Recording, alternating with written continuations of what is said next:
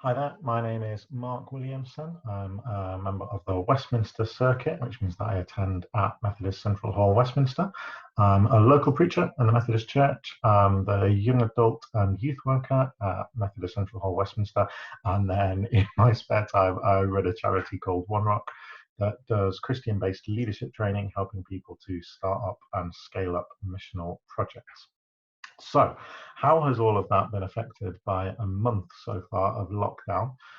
Quite severely. Obviously, we can't get out to church and have been figuring out ways of doing church online. I watch the Sunday morning services that are broadcast on YouTube from Central Hall. And then on Thursday nights, we have our young adult group Sanctuary now meets online. We have Zoom calls.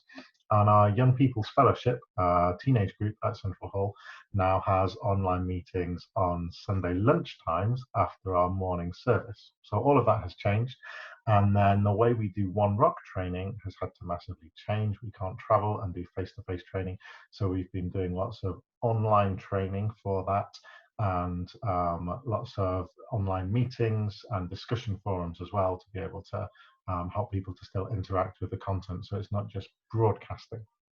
But how has my faith been affected by all of that? Or what do I do to keep my faith alive? Four new things that I've started to do to try and encourage you with. So me and my wife Joanna are in lockdown together.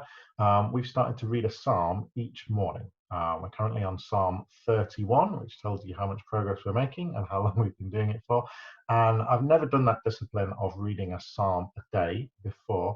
So that's really interesting to go through and to realize how many challenging times David had to go through, which maybe brings a bit of encouragement to us in terms of our lockdown, because he probably had to go through far worse stuff. So that's a great new discipline we've started to do. I'm part of a WhatsApp group that discusses scripture online, which is actually really interesting. There's new Bible verses that are posted each day for people to read, and then we discuss, and if people have questions, we interact around that.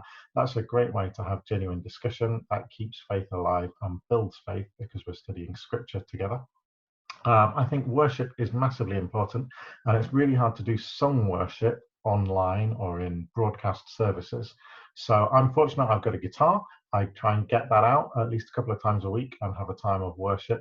But also, I'm discovering so much more new music now because of YouTube. I guess there's so much that's freely accessible. So I think it's brilliant to explore different worship albums, maybe go back to old favorites, but also discover new ones. I'm trying to learn or, expose myself to new worship albums each week. That's a brilliant thing to do.